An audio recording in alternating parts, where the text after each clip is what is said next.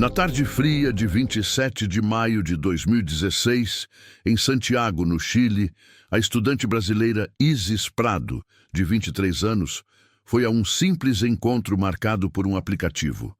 O homem se apresentou como Tomás, um rapaz charmoso que prometia um passeio agradável pelo centro da cidade.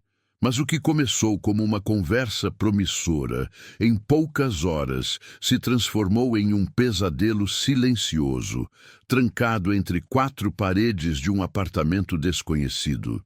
Para a polícia, não havia queixa. Para sua família no Brasil, a falta de notícias se tornava uma agonia crescente. A noite avançava e ninguém sabia onde ela estava ou o perigo que corria. Até que uma única mensagem, uma fotografia enviada em um ato de coragem, mudou o destino daquela noite para sempre. Esta é a investigação completa do que realmente aconteceu com Isis Prado nos minutos que quase lhe custaram a vida. Se você gosta desse tipo de conteúdo, diga-nos de onde está assistindo e inscreva-se no canal para acompanhar nossos vídeos diários. Isis Prado tinha 23 anos. Era estudante de direito e estagiava em um pequeno escritório. Vinda de uma família humilde, seu objetivo profissional era claro: tornar-se defensora pública. Era descrita como uma pessoa cuidadosa, mas que mantinha a confiança nos outros. Os eventos ocorreram no final do outono de 2016. O cenário era a cidade de Santiago, no Chile. A rotina de Isis se concentrava no bairro de Providência, uma área movimentada da capital. A região era conhecida por seus cafés, ciclovias e pela proximidade com a estação de metrô Baquedano e o Parque Bustamante. Naquela época do ano, os dias eram frios. A vida universitária era intensa, com festas e grande circulação de estudantes. O metrô era o principal meio de transporte, sempre com grande movimento de passageiros. Nesse contexto, Isis dividia seu tempo entre os estudos, o estágio e uma vida social discreta. Ela acreditava que estava construindo um futuro sólido, baseado em esforço e dedicação à justiça. Mal sabia que seu senso de segurança estava prestes a ser testado da forma mais direta e violenta possível. O contato começou em um aplicativo de encontros. O homem se apresentou como Tomás. A comunicação entre eles foi registrada em chats, que mais tarde se tornariam uma peça central da investigação. A análise dessas conversas revelou uma estratégia calculada. Tomás fazia perguntas sobre a rotina de Isis, seus estudos e seus sonhos. Ele demonstrava interesses em comum e construía uma imagem de homem gentil e compreensivo. Não havia pressa ou insistência em suas mensagens. Tudo era projetado para criar uma zona de conforto e segurança. Após alguns dias de conversa, o convite foi feito. A data marcada era 27 de maio de 2016. Ele sugeriu um encontro simples e público, um café no bairro de Providência. Para Isis, a proposta parecia segura. O local era movimentado e familiar. O comportamento dele, até aquele momento, não havia apresentado nenhum sinal de alerta. Ela aceitou o convite, acreditando que seria apenas um encontro casual. A promessa era de uma tarde agradável, um primeiro passo em um relacionamento que parecia inofensivo. O plano de Tomás, no entanto, era completamente diferente. O encontro aconteceu em 27 de maio de 2016. O local era um café no bairro de Providência, em Santiago. Uma escolha que parecia segura e pública. A conversa inicial transcorreu sem incidentes. Isis e o homem que se apresentava como Tomás conversaram por cerca de 1 hora. Os assuntos foram triviais, alinhados com o que já haviam discutido por mensagens. Não houve, durante esse período, qualquer comportamento que indicasse perigo. A fachada de normalidade foi mantida com precisão. O ponto de virada ocorreu ao final do encontro, quando se preparavam para sair. A interação, que até então era casual, mudou de tom. Tomás insistiu para que Isis o acompanhasse até seu apartamento. A justificativa apresentada foi específica. Ele precisava apenas buscar um casaco. A proposta foi feita de forma a parecer inofensiva e rápida. O apartamento, segundo ele, ficava muito próximo do café, eliminando a necessidade de um grande desvio. A insistência dele foi persistente, mas sem agressividade aparente. Era uma pressão sutil, disfarçada de conveniência. Isis, sem perceber a real intenção por trás do pedido, concordou. Eles deixaram o estabelecimento e caminharam em direção ao prédio dele. A segurança do ambiente público do café estava prestes a ser substituída pelo isolamento de um espaço privado e controlado. Às 19h40, as câmeras de segurança do hall de entrada registraram Isis Prado e o homem conhecido como Tomás entrando no prédio. O registro visual é a última imagem pública dela antes do sequestro. O trajeto até o andar do apartamento foi feito pelo elevador. Foi nesse espaço fechado que o comportamento dele mudou de forma súbita e completa. O tom de voz, antes amigável, tornou-se alterado e ríspido. Ele começou a fazer cobranças e acusações. Falava com um ciúme possessivo, como se eles tivessem um relacionamento de longa data. A fachada de homem gentil desapareceu, revelando uma personalidade controladora e agressiva. Assustada com a transformação, Isis pediu para ir embora assim que a porta do elevador se abriu no corredor. Ele a ignorou. Ao chegarem à porta do apartamento, ele a abriu e insistiu para que ela entrasse. Assim que os dois estavam dentro, a porta foi fechada. O som da tranca sendo girada por dentro confirmou o aprisionamento. Isis estava presa. Dentro do apartamento, a realidade da situação se impôs. A porta estava trancada por dentro. A mudança de comportamento de Tomás não era um mal-entendido. Era uma ameaça clara e imediata. Isis compreendeu que uma reação direta ou um confronto físico poderiam agravar o perigo. Ela precisava de ajuda externa e, para isso, precisava comunicar sua localização exata sem que seu agressor percebesse. Seu celular ainda estava com ela, um recurso que ele não havia notado. Mantendo a calma aparente, ela agiu com discrição para não levantar suspeitas. O alvo de sua atenção era o número do apartamento, fixado na parte interna da porta de entrada. Era a informação mais crucial que ela poderia fornecer. Com movimentos calculados, ela conseguiu posicionar o telefone e tirar uma fotografia nítida do número. A operação durou poucos segundos. Em seguida, abriu o aplicativo de mensagens e selecionou o contato de sua irmã, Luana Prado. Às 20h10, a imagem foi enviada. Não havia texto, nenhuma explicação, apenas a foto do número do apartamento. O ato foi rápido e silencioso. Era um pedido de socorro preciso, uma informação vital, enviada para a única pessoa que poderia entender a urgência daquela mensagem sem palavras. Enquanto Tomás continuava a falar, alheio à ação, Isis havia acionado a única linha de defesa que lhe restava.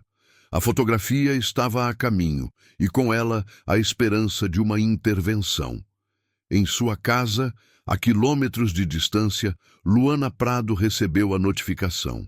A mensagem vinha de sua irmã, Isis. Ao abrir a conversa, encontrou apenas uma imagem. Não havia texto, saudação ou qualquer tipo de explicação. A fotografia mostrava com clareza o número de metal afixado em uma porta de madeira. A ausência de contexto era o primeiro sinal de anormalidade. Isis não se comunicava daquela forma. Suas mensagens eram sempre diretas e informativas. Luana sabia que sua irmã estava em Santiago para um encontro. Elas haviam conversado mais cedo sobre o homem que Isis conheceu em um aplicativo. A natureza da mensagem, portanto, não podia ser um engano. O enquadramento da foto era deliberado, focado em uma única informação: a localização. Luana tentou ligar para o celular de Isis. A chamada foi direcionada para a caixa postal. Uma segunda tentativa obteve o mesmo resultado. A falta de resposta confirmou a gravidade da situação. A imagem não era uma mensagem estranha, era um pedido de socorro. A interpretação foi imediata e inequívoca. Isis estava em perigo e havia encontrado uma maneira de comunicar onde estava. A decisão de Luana foi rápida e sem hesitação. Ela contatou imediatamente a polícia chilena, os Carabineros de Chile. Ao telefone, relatou os fatos de forma objetiva. Explicou que sua irmã, uma estudante brasileira, estava em um encontro com um desconhecido. Descreveu a mensagem recebida. Uma fotografia do número de um apartamento enviada sem nenhum texto adicional. Ela forneceu o horário exato do recebimento da imagem, 20h10, e encaminhou a fotografia para o contato fornecido pela polícia. O operador que atendeu a chamada classificou a ocorrência como de alta prioridade. A combinação dos elementos era alarmante. Uma jovem estrangeira, um encontro arranjado por aplicativo e uma comunicação cifrada que indicava a coação. A informação foi repassada para a central de operações, que identificou a unidade de patrulha mais próxima do bairro Providência. A fotografia enviada por Luana se tornou a principal pista para a busca. Os policiais não tinham um endereço completo, apenas um bairro e o número de um apartamento. Uma viatura foi despachada com urgência. A equipe recebeu a fotografia digitalmente, junto com uma descrição física de Isis Prado. A missão era clara: patrulhar a área central de Providência, verificar os edifícios residenciais e localizar o apartamento correspondente ao número da imagem. A eficiência da operação dependia da rapidez com que conseguiriam identificar o prédio correto. Cada minuto que passava aumentava o risco para a vítima. A ação de Luana Prado havia transformado uma mensagem silenciosa em uma operação policial em andamento. A engrenagem da justiça, acionada por um ato de coragem e lucidez, começava a se mover em direção ao cativeiro de Isis. A partir da chamada de Luana Prado, a polícia chilena iniciou a busca pelo apartamento. A equipe de patrulha concentrou-se nos edifícios residenciais próximos à estação Baquedano, na área de Providência. A fotografia enviada por Luana era a única referência. Os agentes realizaram uma verificação sistemática nos prédios da região. Em pouco tempo, o edifício correto foi localizado. Os policiais subiram até o andar indicado e encontraram a porta com o número que correspondia exatamente ao da imagem. Eles se posicionaram de forma estratégica no corredor e bateram. Após alguns segundos, um homem abriu a porta. Atrás dele, no interior do apartamento, os agentes puderam ver Isis Prado. Seu estado era de visível abalo. A presença da polícia no corredor alterou a dinâmica da situação. O suspeito foi imediatamente abordado. Ele não ofereceu resistência física à ação policial. Isis foi retirada do apartamento e colocada sob a proteção dos agentes. O boletim de ocorrência policial registra o horário exato da intervenção. Às 20h25 do dia 27 de maio de 2016, o homem foi oficialmente detido em flagrante delito. As acusações formais que constaram no registro foram sequestro e lesão corporal. A prisão no corredor encerrou o cativeiro de Isis Prado. O local foi isolado para o início do trabalho da perícia. A investigação sobre os detalhes do crime e a verdadeira identidade do agressor estava apenas começando. Com o agressor detido, o apartamento foi imediatamente isolado e tratado como cena de crime. A subinspetora Valdés, da Brigada de Investigações Policiais, foi designada para liderar o caso. Sua primeira ordem foi acionar a equipe de perícia técnica para processar o local em busca de evidências. O trabalho dos peritos começou de forma metódica, seguindo um protocolo rigoroso. Cada superfície foi examinada, fotografada e catalogada. A atenção dos peritos se voltou para a porta de entrada. Além da fechadura padrão, havia um cadeado interno, do tipo ferrolho, instalado na parte superior. Este tipo de tranca só pode ser acionado pelo lado de dentro, confirmando que a porta havia sido deliberadamente trancada para impedir a saída de Isis. Ao inspecionar o mecanismo de perto, os investigadores notaram algo significativo. Na superfície metálica do ferrolho e na madeira ao redor, os peritos identificaram múltiplos arranhões finos e paralelos. A análise inicial, feita com o auxílio de uma lupa de alta magnificação, indicou que as marcas eram consistentes com unhas humanas. A direção e a profundidade dos arranhões sugeriam um movimento de força, de cima para baixo, como uma tentativa desesperada de puxar ou forçar a trava para abri-la. A descoberta era fundamental. Os arranhões eram a primeira evidência física que corroborava a versão de um sequestro e de uma tentativa de fuga. Eles provavam que Isis não esteve no apartamento por vontade própria e que havia resistido ativamente ao seu confinamento. Eram as marcas silenciosas da luta de Isis Prado por sua liberdade, registradas na própria porta que a mantinha cativa. A subinspetora Valdez ordenou que a peça fosse fotografada em detalhe e que amostras fossem coletadas para análise laboratorial, buscando possíveis vestígios de pele ou material biológico. Essa prova material seria crucial para a acusação. A investigação se estendeu para além do apartamento. No corredor do andar, enquanto a equipe policial ainda estava presente, um dos agentes encontrou um objeto no chão próximo à porta do elevador. Era uma pulseira de couro. O item parecia deslocado do ambiente e foi imediatamente considerado de interesse para o caso. O objeto foi fotografado na posição em que foi encontrado e, em seguida, recolhido em um saco de evidências para ser enviado ao laboratório. A pulseira foi encaminhada para análise no laboratório de criminalística da polícia. O responsável pelo exame foi o Dr. Quiroga, um perito químico com vasta experiência em análise de vestígios. A peça, à primeira vista, parecia um acessório comum. Contudo, um exame detalhado revelaria informações cruciais sobre o agressor. A análise começou com uma inspeção visual da peça. O Dr. Quiroga observou o fecho metálico da pulseira sob um microscópio de alta potência. Ele identificou uma série de microcortes na superfície do metal. As marcas não eram consistentes com o desgaste normal do uso diário. Pareciam ter sido feitas por um objeto cortante, em uma aparente tentativa de forçar ou cortar o fecho. Além dos danos físicos, o perito notou um resíduo esbranquiçado e cristalizado sobre a superfície do metal.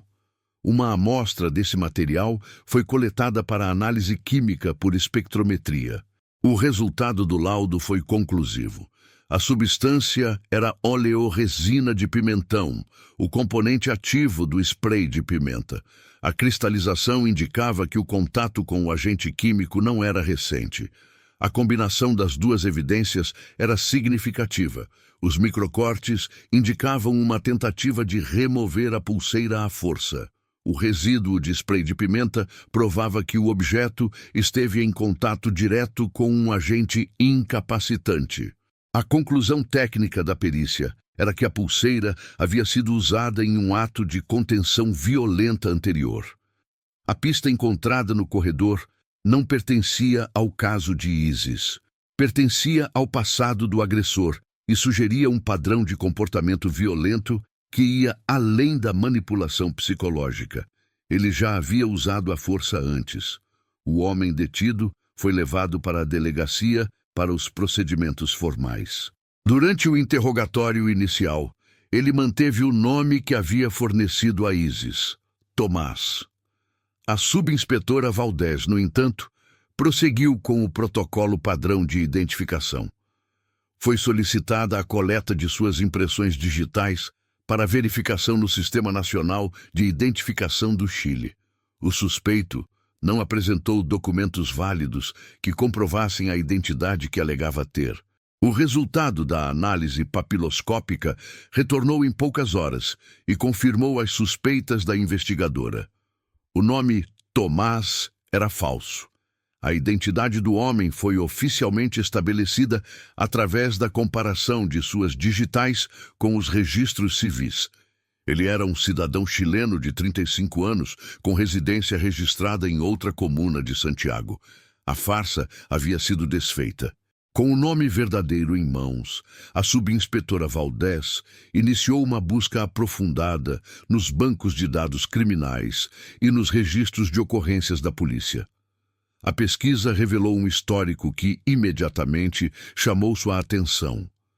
Existiam múltiplas denúncias anteriores contra o mesmo indivíduo, registradas em diferentes delegacias ao longo dos últimos anos. Nenhuma delas, contudo, havia resultado em uma condenação por falta de provas materiais ou pela dificuldade em localizar o suspeito.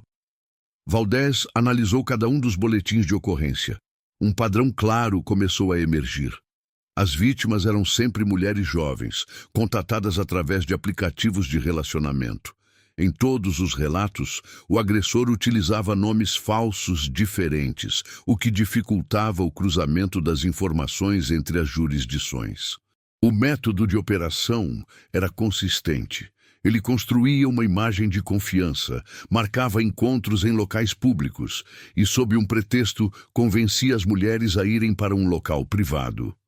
Uma vez isoladas, ele revelava um comportamento controlador e agressivo, submetendo-as a cárcere psicológico. O caso de Isis Prado era diferente por um motivo crucial: a prisão em flagrante. As denúncias anteriores eram baseadas apenas nos relatos das vítimas, que muitas vezes só procuravam a polícia dias após os eventos. Agora, a subinspetora Valdés tinha um suspeito sob custódia, uma vítima disposta a testemunhar e uma cena de crime com evidências físicas.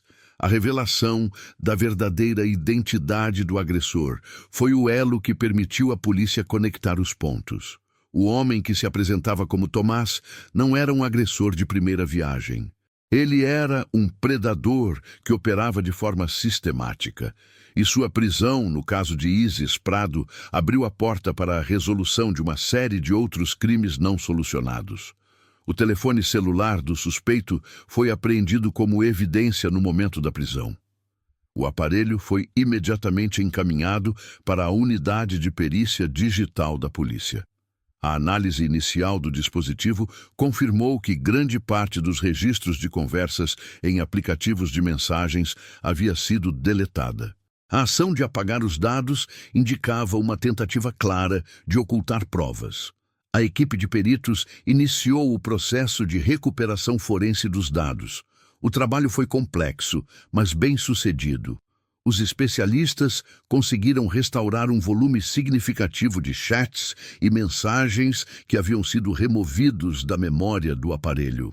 O conteúdo recuperado foi então entregue à subinspetora Valdés para análise investigativa.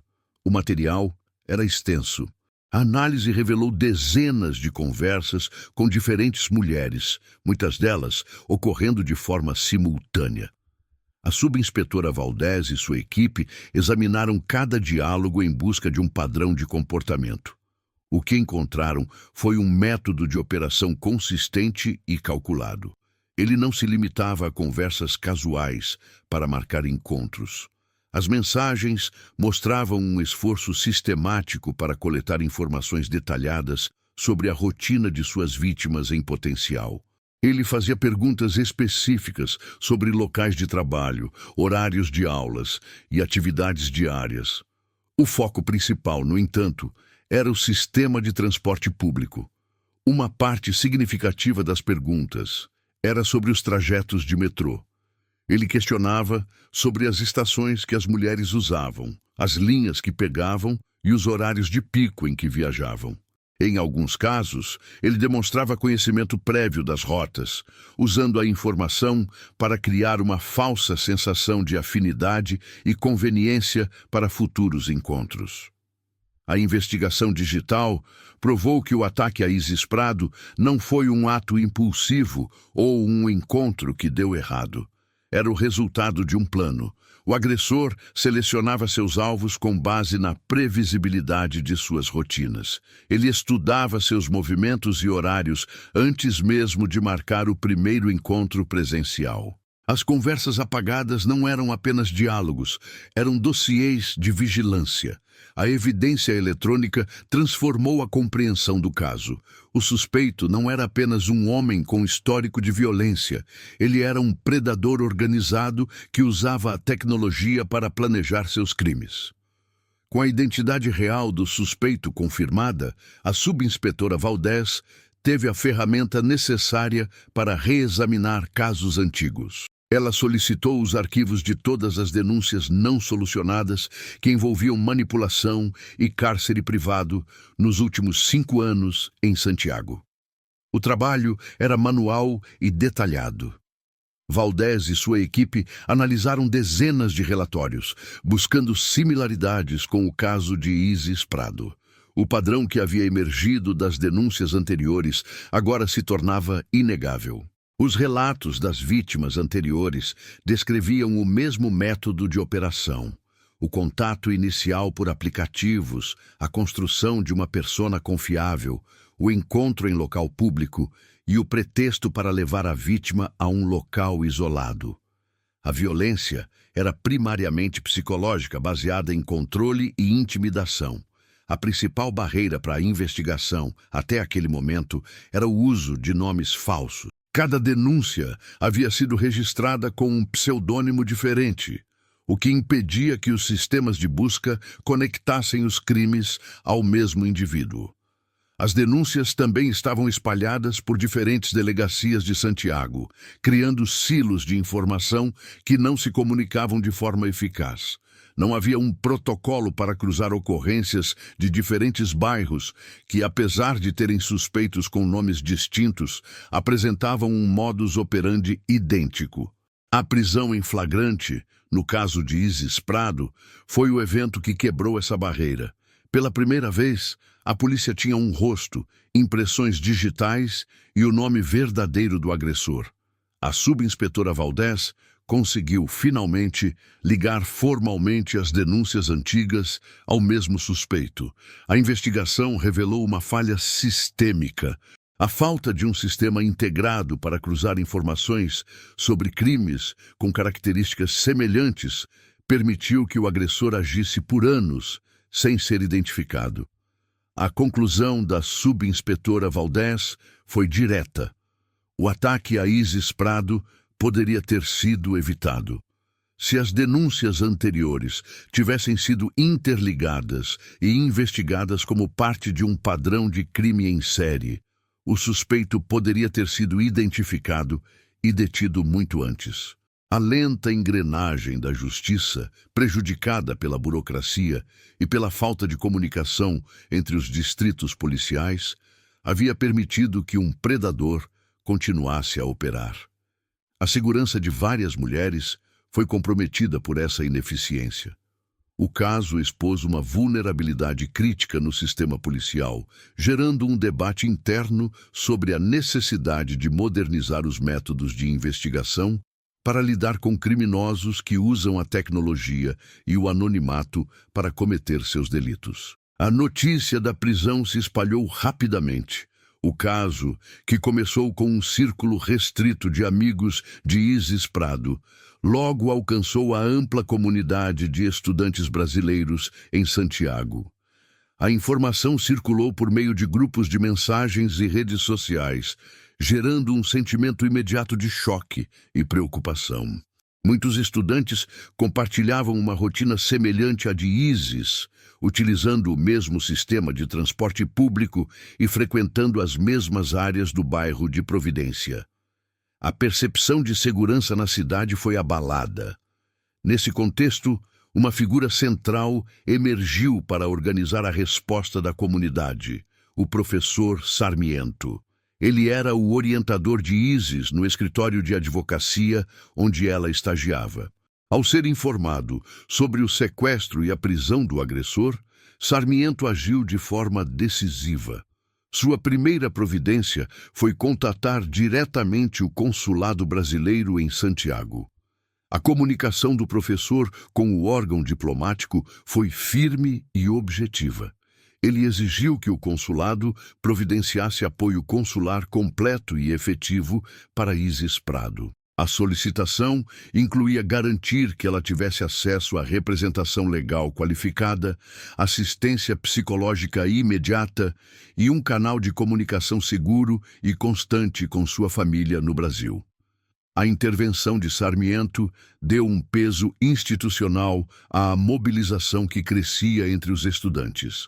O caso deixou de ser tratado apenas como um incidente policial isolado. Transformou-se em uma questão diplomática e comunitária. A ação do professor e a pressão dos estudantes garantiram que as autoridades chilenas e o corpo diplomático brasileiro tratassem o caso com a máxima seriedade. Uma rede de suporte se formou em torno de Isis, oferecendo ajuda prática e solidariedade pública. A voz da comunidade deu força à vítima e pressionou por uma investigação rigorosa.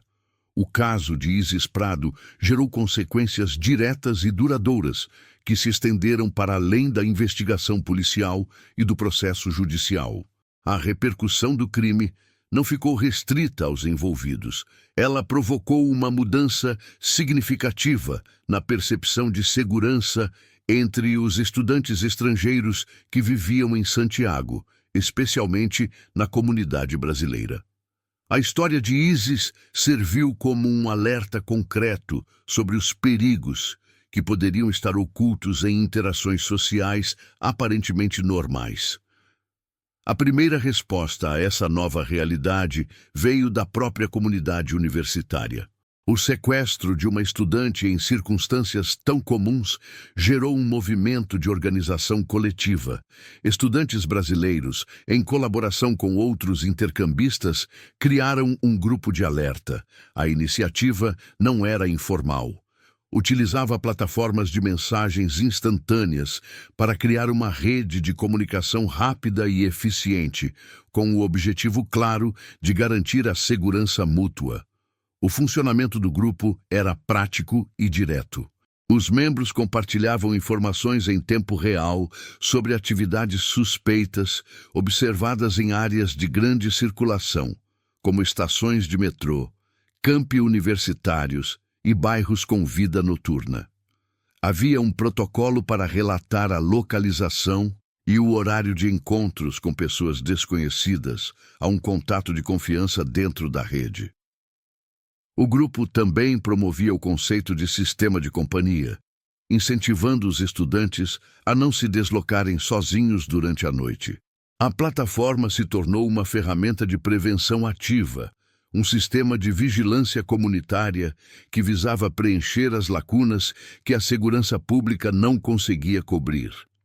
O impacto dessa mobilização estudantil foi notado pelas representações diplomáticas. O caso de Isis Prado expôs uma vulnerabilidade específica que afetava mulheres brasileiras vivendo no exterior.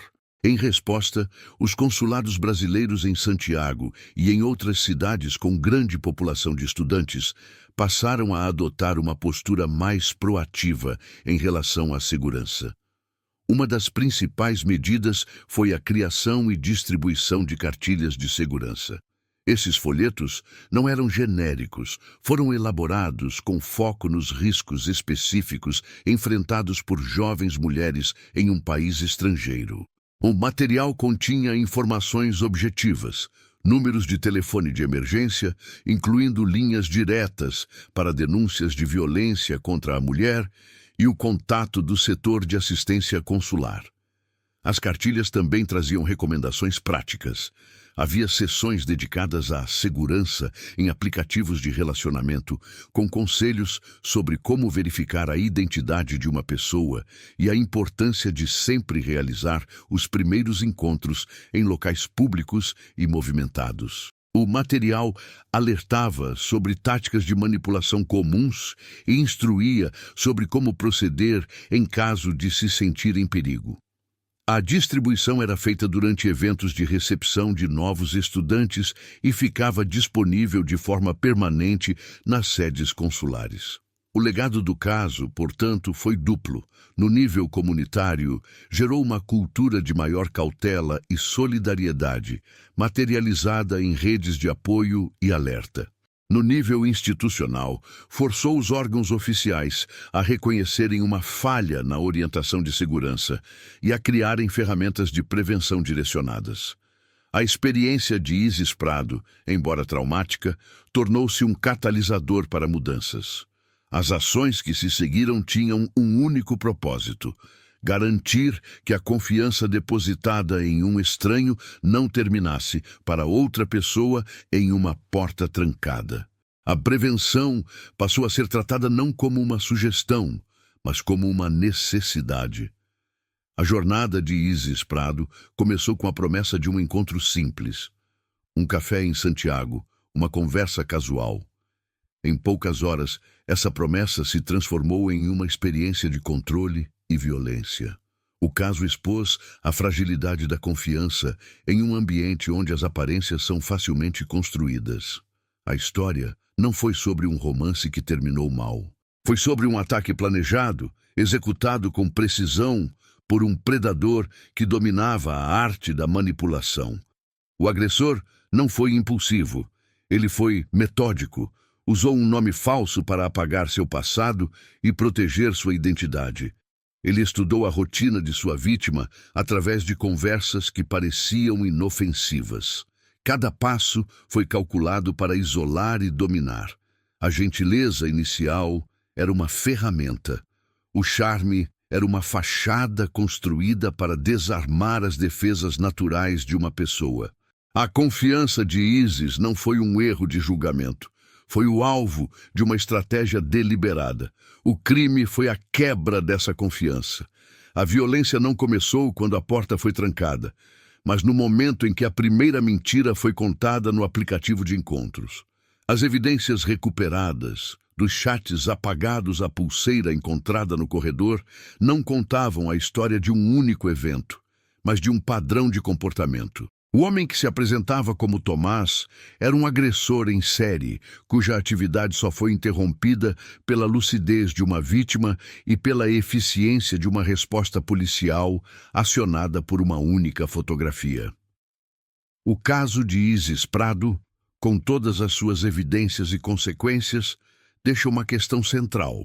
Ela ecoa nas denúncias que vieram antes e nas medidas de segurança que vieram depois. A pergunta permanece relevante e desconfortável para qualquer pessoa que navega em um mundo de conexões rápidas e identidades fluídas. Até onde podemos confiar em estranhos que parecem encantadores?